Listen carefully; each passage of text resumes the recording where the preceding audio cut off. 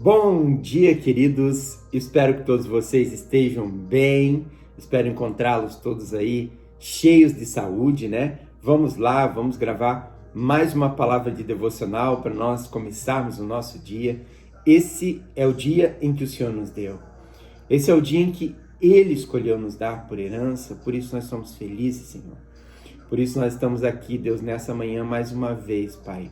Com o coração, Deus, cheio de expectativas, Pai, em relação àquilo que o Senhor vai falar conosco, em relação à semente, Deus, que vai ser lançada, Pai, nessa boa terra, Pai.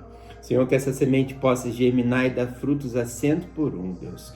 Eu te peço, Pai, que cada coração alcançado, Pai, por essa semente, que é a Tua palavra, nessa manhã, Pai, que essa semente venha cair numa boa terra, numa terra fértil, e que essa semente venha germinar e dar frutos, Pai, a 100 por 1, Deus. Em nome de Jesus, amém.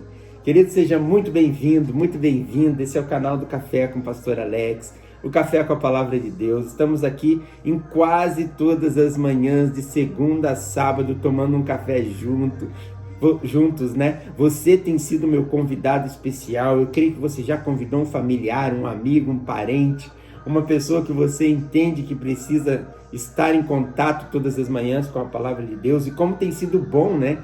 Esse tempo de devocionais, né? A começar para mim, né? Todas as manhãs, num período aí de mais de um ano, nós estamos tendo contato. Nós estamos tendo a oportunidade de termos a Bíblia sendo aberta para nós todas as manhãs. Nós temos a oportunidade de estreitarmos um pouquinho mais o nosso relacionamento de amor pela palavra, mesmo sendo pessoas comuns, né? Comuns, naturais, pessoas talvez não tão letradas, não tão estudadas, né? Mas pessoas dispostas a ouvir de Deus aquilo que Ele tem para falar todas as manhãs. Então eu te convido a estar comigo, eu convido a você a curtir as minhas mensagens, né? A comentar, a compartilhar, acionar as notificações do canal para que você as receba assim que seja colocado conteúdo novo, se inscrever no meu canal, enfim, querido, faça tudo que você quiser, que vai ser bem-vindo, tá bom? Vamos lá, vamos continuar falando sobre as cartas paulinas, vamos continuar mergulhando nesse tema, né? Estamos falando sobre as cartas escritas, as epístolas do apóstolo Paulo escritas às igrejas e alguns amigos de Saulo da caminhada cristã. Mas antes de entrar propriamente dito nas cartas, nós estamos falando de alguns pontos importantíssimos, alguns tópicos dentro desse tema, as cartas paulinas. Falamos do autor e estamos falando de Barnabé, a importância de um Barnabé na vida de Saulo, comparado e trazendo para a nossa realidade, para uma ação prática. Nós também falamos sobre a importância dos Barnabés que Deus levanta para nos ajudar aqui nessa vida terrena. Então vamos lá. Eu te convido a pegar um café, eu te convido a pegar a tua palavra, eu te convido a estar num lugar a sós com Deus, que eu tenho certeza, queridos, que Ele há de falar com você nessa manhã, tá bom? Abra a tua Bíblia no livro de Atos dos Apóstolos, capítulo 9.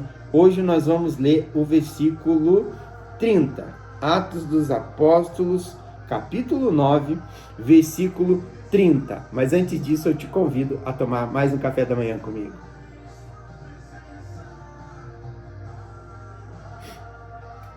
Vamos lá. Já falamos do autor, estamos falando da vida de Barnabé. Um homem levantado por Deus para pagar um preço pela vida do apóstolo Paulo, que ainda era Saulo. O primeiro contato de Barnabé com Saulo foi em Atos 9, no versículo 27. Então, Saulo, ele tem um encontro com Jesus no caminho de Damasco, e logo em seguida, né, a palavra diz que ele se envolveu com Jesus, ele fez uma imersão com Jesus na região da Arábia, e depois ele volta para Damasco. E nessa volta dele para Damasco, ele encontra com Barnabé, o segundo homem que vai pagar um preço pela vida do apóstolo Paulo. E a palavra diz hoje, eu quero tratar com vocês, Atos dos Apóstolos, capítulo 9, versículo 30. Olha o que diz a palavra de Deus para nós nessa manhã. Tendo, porém, isto chegado ao conhecimento dos irmãos, levaram-no até Cesareia e dali o enviaram para Tarso. Saulo é teoricamente expulso de Damasco e enviado de volta para Tarso devido à pressão que havia sobre a igreja por aquele homem ter se convertido ao Evangelho de Jesus e estar pregando a palavra de Jesus e por ele ter um passado que o condenava. Então, queridos, apesar do primeiro contato de Barnabé com Saulo, apesar de Barnabé, como diz o versículo 27 de Atos 9, mas Barnabé tomando consigo, levou-o aos apóstolos, ou seja, Barnabé, ele começa a interceder, a tentar dizer para os apóstolos, para aqueles discípulos, que Saulo havia realmente se convertido no caminho de Damasco. Ou seja, agora Barnabé tenta inserir Saulo no convívio cristão, no convívio da igreja. Só que houve uma grande resistência em relação a isso. Houve uma grande perseguição. A palavra diz que alguns até tentavam armar emboscadas para matar, tirar a vida de Saulo, portanto que esse homem perseguiu e oprimiu os cristãos antes dele ter o encontro com Jesus no caminho de Damasco. Ou seja, à medida com que as pessoas descobriam o passado de Saulo, o que ele havia feito, mais e mais crescia a perseguição sobre ele para que ele não pregasse o evangelho de Jesus, para que ele não estivesse inserido no meio cristão. E a palavra diz que é interessante que a pressão foi tão grande que quando esses discípulos, tendo porém isso chegado ao conhecimento dos irmãos, levaram-no até Cesareia e dali o enviaram para Tarso. Então, após essa primeira tentativa de Barnabé de intervir entre a vida de Saulo e a igreja e os cristãos da época ali na cidade de Damasco, eles decidem tirar Saulo dali. Eles decidem levar Saulo para fora de Tarso e devolvem ele, enviam ele para a cidade de Tarso.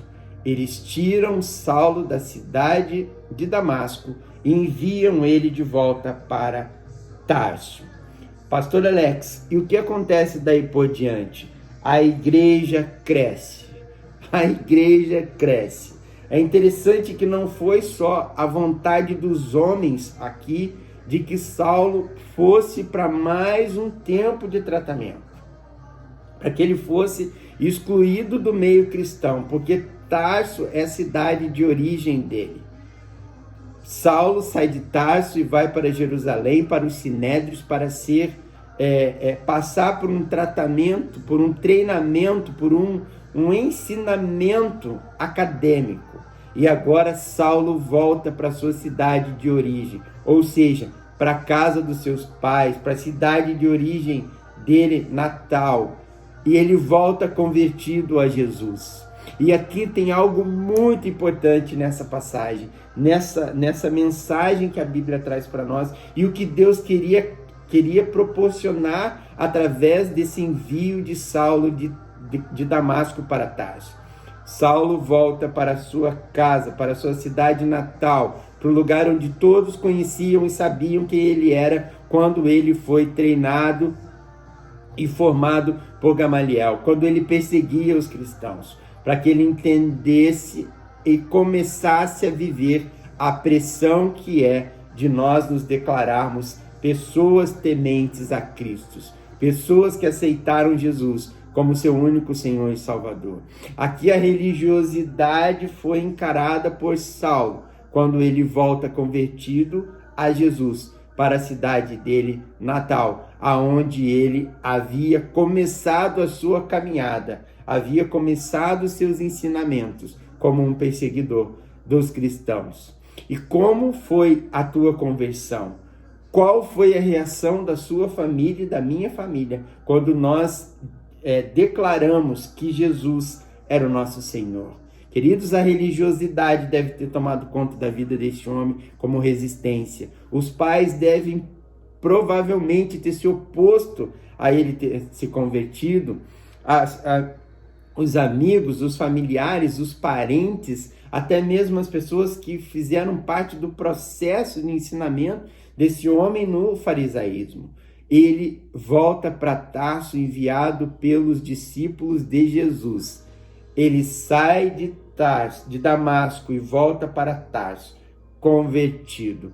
Como foi esses 10 anos de Saulo dentro de Tarso, convertido a Jesus? Fica comigo, amanhã nós vamos falar um pouquinho mais. Que o Senhor te abençoe, que o Senhor te guarde, que o Senhor te proteja. Que a mão forte do Senhor esteja com você nesse dia, te guardando e te protegendo. Em nome de Jesus, um beijo no teu coração. Até amanhã. Tchau, tchau.